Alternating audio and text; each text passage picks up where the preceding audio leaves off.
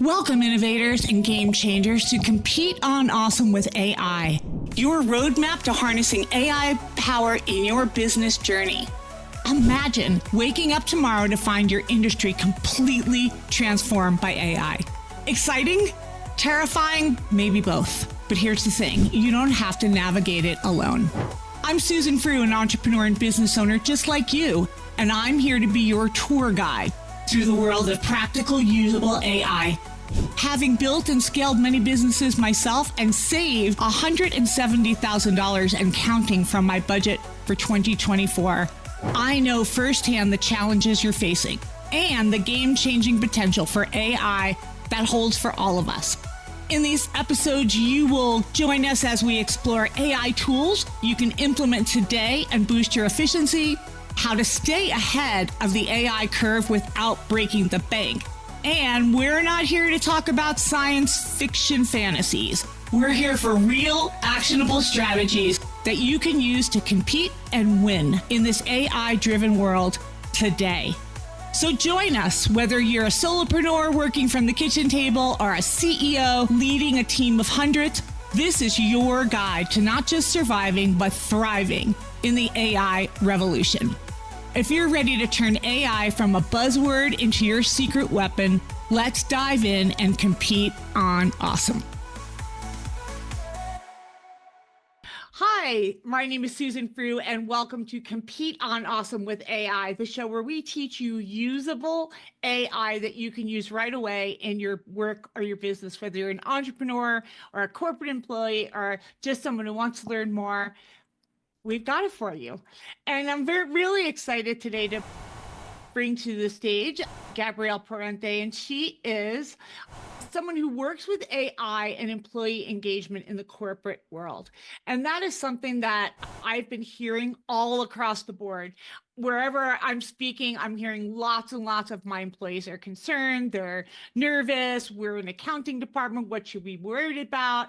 Worried about our data, our information. And I've actually seen it myself where when I'm doing an AI training on site or at a convention, there's certain departments who are just not jumping in.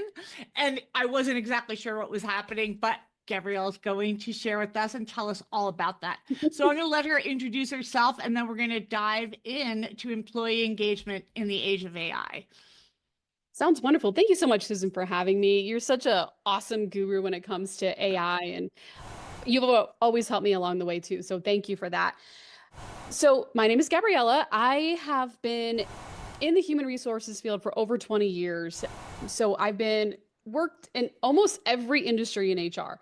So at this point in my life, I would say there's no situation I haven't seen. Now I say that and something will come up now, but I've seen a lot of situations in the workplace, and I've been able to be a thought leader on the other side of it to try to move forward a movement of like heart-centered kind of leadership or heart-led managing people, managing with strengths. You can see my strengths here on my top 5 strengths. I do a lot of team building, company retreats on different employee assessments. So I'm a big assessment nerd, whether it's personality, strengths, whatnot. But obviously with AI is revolutionizing everything in an HR department and for managers and leaders as well. And so when I first was initially asked to create a course for AI on employee engagement, I wasn't sure what route to take because there's so much that could mean, right? So that could be lots of HR people like to talk about employee engagement. How engaged are our people, right? And so we can talk about that today.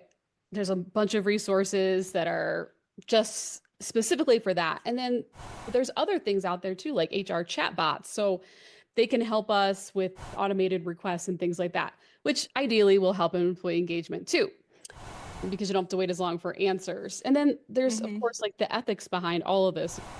What are we doing and where do we go from here? It is changing. There's no doubt that AI is changing the way that we work, especially for anyone in HR or management. If you choose to adopt AI, it can really change the whole ball game for you.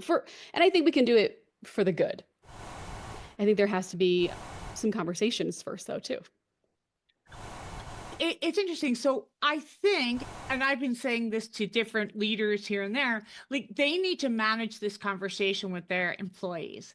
If they Mhm. are now going to be bringing AI into the organization, they need to be able to paint a path that it's good for the organization and Yeah. that people, how will people's jobs be affected? And I think they just need to hit it between the eyes on it. Like, this is what's going to happen. This is what we foresee. Yep. But we really need everyone on board because the company is going to lag behind their competitors if we don't do this, because people are going to be able to get things to market faster, Mhm. cheaper, more efficiently, more effectively, and their entire team needs to be behind that or they're not going to evolve. Yeah, that's right. And I think that hit between the eyes, I think is a good way to say it because it's just any other business change or business objective. And it's not like AI is going to come in and change everything all at once. I mean, as you own a business too, or a couple businesses, you adopt slowly. Maybe you do it in the finance way. Maybe you do it in the leadership way on coaching questions and things like that. Or maybe it's not like all or nothing. All of a sudden, we're just a totally AI company. Maybe there's some, but typically not. There's lots of steps involved. I would say definitely talk about it with your people, depending on what industry you're in. And maybe it doesn't affect your industry that much. Maybe you're a dental office that maybe there's a new test that has AI. That's not going to change things that much. Okay. So just address it. And if it's coming Q4, talk about it as any other business objective, right? We're having this new product in Q1. And then the question is going to come up, how does this replace my job? And so we Mhm. can tackle that now, Susan, or we can wait on that, but whatever you want. It's interesting because there's a lot of talk nowadays about our kids coming out of school and what should they do, right? And I had a real life example of that the other day. My nephew just is graduating with a degree in coding. Oh, cool. Yes and no, right? Yeah. Because coding now, I can code. Yeah. I started coding the other day because I want to build an app. So now the advanced versions of ChatGPT and others can do coding for you. Right. And I said, well, you need to be the human bridge between the Mhm. AI and the back end. So Right. there needs to be a human in the middle. And if you can demonstrate that you are the human that can coordinate, That's then I right. think that's your paved with gold road in front of Mhm. you. Like, you need to be the interpreter. That's right. That's such a good way to say it. So I just did a leadership course for a digital marketing company 2 or 3 weeks ago, and a lot of the managers were saying our employees are like shutting down. Like Mhm. they're scared that AI is going to completely take over their jobs. And most of their people are designers, developers, things like that. And my thought on this is I know they know a heck of a lot more than I do. I am a layman using AI to further my business. I don't have a technical background. They do. So Mhm. the way that I explained it and to help them explain it to their folks is that it's not going to take away your job, but it may change the aspects of your job and the job duties. But I don't Mhm. think that coding degree is in vain. I really don't because it's and I'll talk about this too. It's funny that you mentioned your nephew. So last week I was at Temple University for my niece's graduation. She just graduated with a degree in environmental something. I can't remember the last part of it. It was in the College of Liberal Arts. And the whole speech from the graduation speaker, it was Stephen Levy. He is a tech journalist for Wired. And his whole point, and he made all of the students say this over and over again, is I am human. I am human. And he just repeated that over and over again because he knew the elephant in the room was AI and people were scared and they were like, what kind of job am I going to get? Mhm. And his point was there's plenty of jobs. There's plenty of jobs because nothing can ever replicate that humanness of you. And to your point Mhm. about your nephew, yes, someone has to understand the technical background and how this particular code impacts those customers, right? Mhm. And so, yeah, it's not for not. But will there be changes? Yeah, 100%. Is it going to require some resilience, some flexibility? Yes. 100%. And the more you can know about AI now, the better off you'll be, right? Like the more education you can get now. So the words that you have under you there, are from which system is that? That is Strength Finders? Yep, Is that Strength Strength Finders. Finders? Yep, it's called Clifton Strengths now. They renamed it recently. Mm-hmm. Those are my top 5 strengths, and that's my chosen method to do company retreats and team building. I can do other ones, but I just love the strengths because it's, and Susan, you probably know this because you're in a similar field, but when we look at our personalities and strengths and those sort of things, it's actually shown that our personality was developed between 3 and 5 years old. So these are things about Wow. me in this here that I can relate right back to my childhood. And yes, we'll take courses and we'll learn things and we'll grow and stuff like that, but these don't really change. And a lot of mine are very heart related things. I am very heavy in relationship building. I have 4 out of the 5 are that. Not everyone has that. I think the odds of you having the same exact strengths in order with somebody else is 1 in 33 million. Wow. Yeah, that uniqueness, just think about that. 1 in 33 million. If there's another person out there who's 33 million people away from me, is the closest person that can think like me. I have a question about that though. In your work with AI and with the humanness and with strengths, what about the people who are always slower to evolve or to get on board with a new process, a new system, or what have you? And I don't want to stereotype, but there are certain industries where people are very slow adapters and they need mountains of data and information before they can take one step forward. I, on the other hand, would be like, woo, I dive into the pool before I check if there's water. Right. I'm the opposite of that. Right. So how is this helping you now to integrate and onboard? I feel like there's something here, right? Like Yeah. we're looking at all the different how people respond and how people adapt. And Yeah. I think that this is going to go hand in glove with each other, isn't it? I think so too. Yes. I would say this, Susan. I work with, like I said, all industries across the board. And I will say one thing about people that I do know and I have picked up on is that most people are truly scared of changes. It is a common theme. I don't care if you're making $1 million a year or you're making 50,000, whatever it is. Like people do not like change and they like to be able to predict what's going to happen. And in this case, we just don't know. So I get it. I completely get it. And I see this over and over again. And you're right. They might need mountains of information, but also you can see little things here and there. I'll just tell you a quick example, Susan.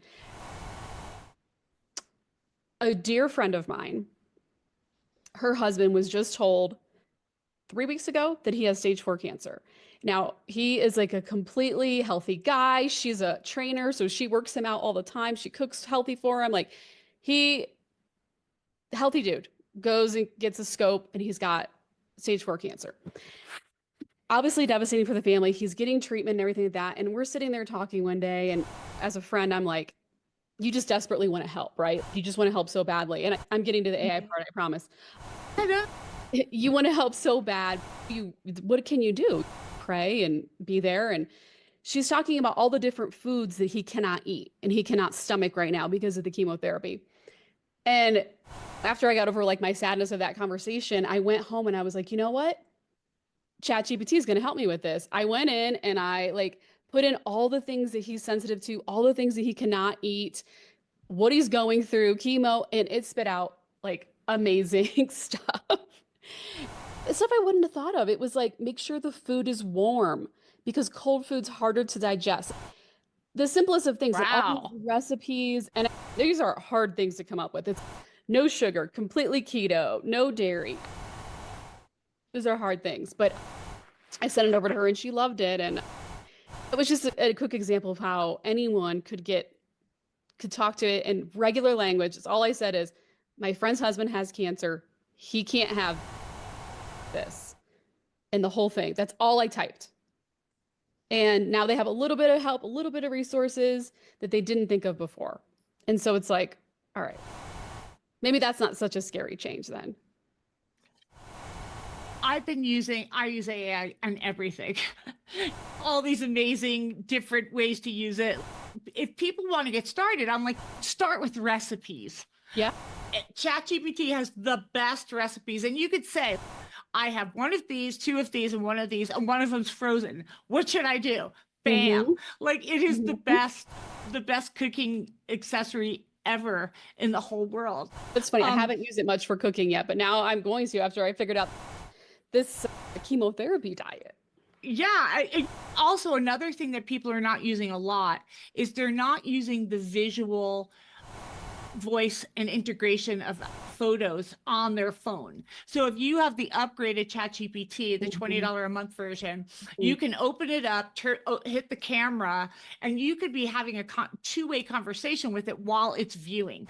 And Hmm. I actually used it for something fun not Hmm. too long ago. I used it to pick out all my clothes for a week of events that I had. So I lined up all the clothes. I told it what events I had, and I Yeah. asked it to pick which ones, and it picked them all. And then it told me what shoes to wear. And then I went on and Love it. picked out the jewelry. It's Love it. something similar, but think about that because now with the advanced reasoning models, and the deep research, you are Mhm. able to go so much further and deeper than you ever were before. It made an app for me the other day, the whole Yeah. blueprint. It's incredible. It's incredible what it can do.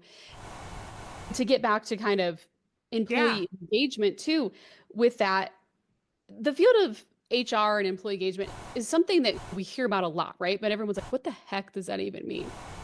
And Hmm. it's a measure that we use as managers, leaders, HR folks to see if our people are going to stay. How engaged are they? How Hmm. likely are they to refer this company to somebody or refer this company to a friend? It's those markers that we really want to gauge. And we can also gauge how long they're going to stay, if they're thinking of leaving. We can get all kinds of data from our workforce. And anyone who's owned in business, like we have, Susan, we know Yep. that it is a minimum 30-40% of your overall revenue goes to your people. It's a Right. huge chunk. We're talking big numbers, often overlooked for some reason, though, how important your teams are. So that's like my fight in life is we got to take care of our people. We got to take care of our people. So Well, traditional, people get so wrapped up in the key performance indicators and the having to make the money and bring the revenue numbers in that sometimes that does, it does it's fall. not a consideration. It is. And that's literally my work and life's mission is to make it a consideration because it really matters. And these strengths that are down here, just for example, if you're able to use your natural, God-given, universal strengths that develop between 3 and 5, you are 6 times more likely to have a higher quality of life. That's Wow. studied from Gallup, and you are 3 times more likely to be engaged in your work just by using your strengths at work every day. So that's pretty incredible stuff. It goes way outside of the boardroom, right? Affects your life. But in terms of employee engagement, we would typically use surveys, right? Employee Hmm. surveys once a year to gather this data.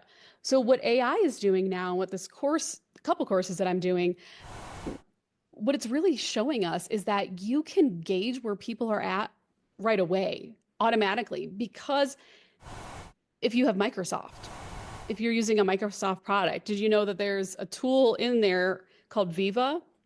Have you ever heard of this, Susan? No, I haven't. No, I'm not a huge Microsoft user. I'm more of a Google user. So, Gotcha. Gotcha. So it's just a program that comes with the product that it'll ask you, it'll pop up, how are you feeling today? How are you doing? Okay, cool. You can say yes or no if you want to. But also what it's doing behind the scenes is it's tracking your meetings, your how much you're showing up on time for your meetings, how many meetings you're in, how much dedicated time do you have? So how much time do you have mhm. in your schedule with no meetings that you can do dedicated work? So it's tracking all this, it's compiling it, and now if you have a product like Viva at your company, and there's a few Mhm. competitors, there's Qualtrics, XM, and things like lots of other competitors out there, you at your fingertips now as a manager or a leader can push a button and have a dashboard pop up and say 64% of my people are unhappy or are unhappy. And here's the indicator they're going to leave. So you asked Susan about my strengths down there. Now Yeah. that's able to be quantified into numbers and figures. And oh, wow, 60% or 40% are disengaged right now. We need to do something about Wow. it immediately. So instead of waiting for those yearly annual surveys, and then Hmm. someone's got to go through and analyze all that data, right? It takes forever. And people hate surveys because they feel like nothing happens with the results too. So it's not a great tool, but right now AI can give us that information at our fingertips, which But I do think people feel that they're being spied on? Are people like the employees concerned about this? I don't I couldn't speak for everyone, but Okay. as been an employee and an employer, I would be concerned. Yeah. Yeah, I I don't think I mean, would like that. Especially I have ADHD, so I'm like all over the board. So if they're yeah. tracking what I'm doing all day, it looks like there is an Mhm. insane person driving the bus. No, but that's the thing. AI has to be done responsibly. And I think you've Mhm. always talked about that. I talk about that. If I'm going to do a course, we have to talk about ethics in AI. I am not saying go out and buy this right now and put this on your employees' screens right now. There has to be a careful analysis that's done. We have to go through what is going through the line of privacy and Mhm. have the right to. What do we have to tell them? What state laws, what federal laws apply? There's so much to this that has to be thought of first before we just go and throw something like that out there. And what are we going to use with that data? Right? How are we actually going to use that for good? And a lot of people want to do the right thing and do good in the world, and a lot of people don't. And so I think you really have to look at that when you look at AI and what it can do. Are you partnering with companies? Are you partnering with consultants and fractional people who do want to make sure that ethics are every single part of that conversation? Because yeah. You know what's interesting? What's interesting is next week I am speaking at a college in Iowa, Mhm. and someone in the community there saw that I was coming to town, what have you, near Dubuque, and the local TV station reached out to me because there were teenage boys who were using AI for not good, and they were Mm, making their female co-students in mm. precarious positions and putting them all Oh, over the web. I've heard about this. Yes, and Mhm.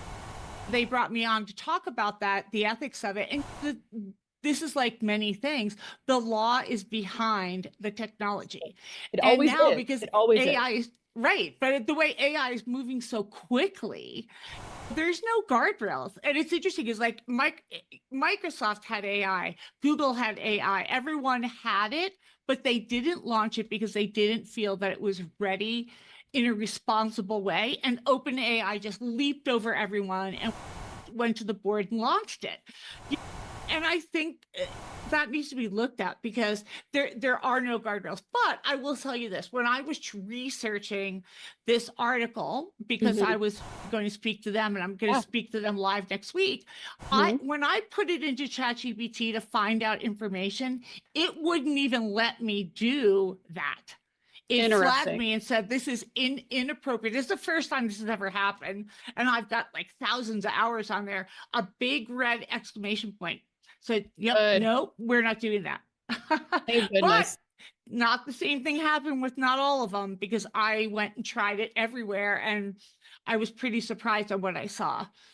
I think it's with anything in life that's new, Susan, because any new technology like this, our cell phones, when Steve Jobs came out with our cell phone, I bet you he didn't think of the ramifications of how many people were going to have that phone in their car and actually cause a car accident and cause people to die. Like that wasn't thought of.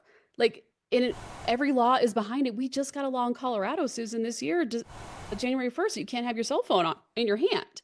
And how Well, long have we had cell I started my tech career in New York City in 1992 with AT&T Wireless when phones were brand new. So I was there for all of that. Yeah. I was there for the beginning of wireless data when everyone said, that's never going to work. Yeah. Or, yeah, oh, people are never going to buy this. This is only for rich people. When it was like $1 a minute and $900 for this little phone that didn't last very long. But, and I've seen that evolution. You're right, like 25 years later now. The interesting stuff is that I think they need to speed it up.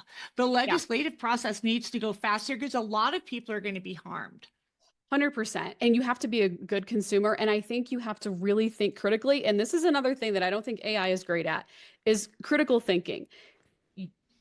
Watch everything. Don't believe everything that you hear. Try for yourself. Be cautious. Know that we are in a phase of exponential technological growth. And you can't always rely on the laws to be just that fast. It just doesn't work that way.